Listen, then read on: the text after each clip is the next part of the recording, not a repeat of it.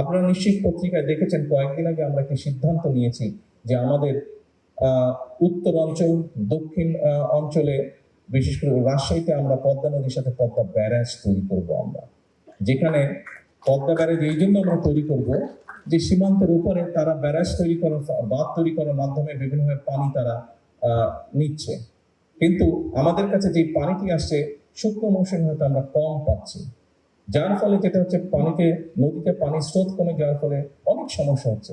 আস্তে আস্তে আশপাশগুলো শুকিয়ে যাচ্ছে। আপনারা নিশ্চয়ই দেখেছেন, ছোটবেলায় আমরা দেখেছি পদ্মা নদীর এপার থেকে ওপার দেখা যায় না, এখনো দেখা যায় না। তবে তখন পানি ছিল, এখন পানি শূন্য, দেখা হয়তো এখনো যায় না এপার থেকে ওপার। কেন চাচ্ছি আমরা ব্যারাজটি করতে? এই ব্যারাজটি আমরা এই জন্য করতে চাচ্ছি যে বর্ষাই বলুন, শুকনো মৌসুমী বলুন, যখনই হোক আমাদের দেশের মানুষ, কৃষকই হোক বা যে কোনো মানুষ হোক, তারা যাতে পানি পায়।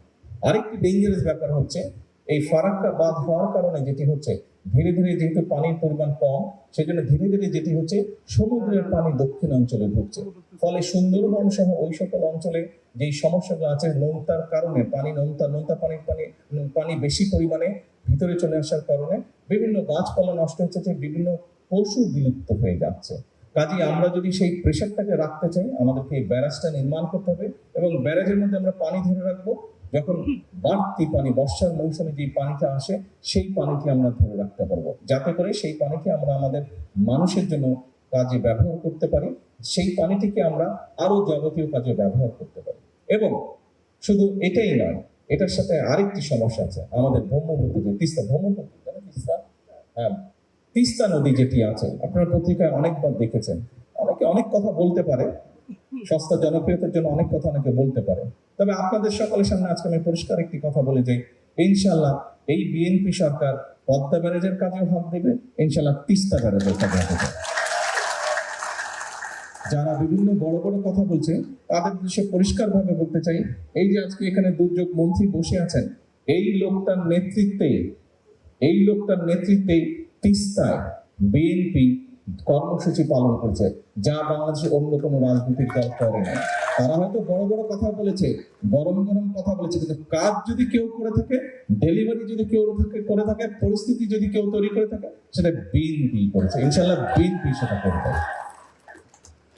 এখন উপস্থিতিবৃন্দ, যেই কথাটা আমি বলেছি, দুর্যোগ আমরা থামাতে পারবো না, কিন্তু আমরা যেটা করতে পারি, আমরা দুর্যোগ সম্পর্কে মানুষকে ওয়াকিফাল করতে পারি।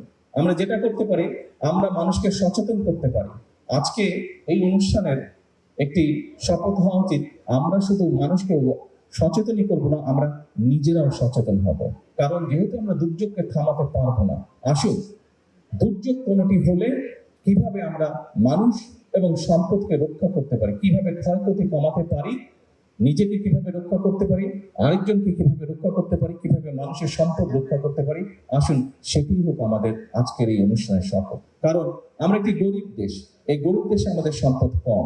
আমরা যদি সম্পদকে রক্ষা করতে পারি, আমরা যদি আমাদের সম্পদকে সঠিকভাবে দেশ এবং মানুষের জন্য কাজে ব্যবহার করতে পারি, ধীরে ধীরে আমরা অন্য একটি উন্নত দেশের মতন গড়ে উঠতে পারবো। কিন্তু সম্পদ যদি নষ্ট হয়ে যায়, আমাদের অবহেলার কারণে, আমাদের অজ্ঞতার কারণে যদি সম্পদ নষ্ট হয়ে যায়, তাহলে মানসিক কষ্টই বাড়বে, মানুষই দুর্ভোগের শিকার হবে। আসুন আমরা আজকে এখানে শপথ গ্রহণ করি, আমরা নিজেরা সচেতন হব, অন্যকে সচেতন করব, পরিবেশকে আমাদের রক্ষা করতে হবে। আমরা খাল খনন করি, আমরা বৃক্ষরোপণ করি, আমরা পানি নষ্ট আমরা কম করি, যেভাবেই হোক প্রকৃতি যেভাবে ঠিক থাকতে পারবে, প্রকৃতিকে যত কম ডিস্টার্ব করা যায়, আমরা সেই কাজটা ইনশাআল্লাহ করব। সকলকে আন্তরিকভাবে ধন্যবাদ। আসসালামু আলাইকুম।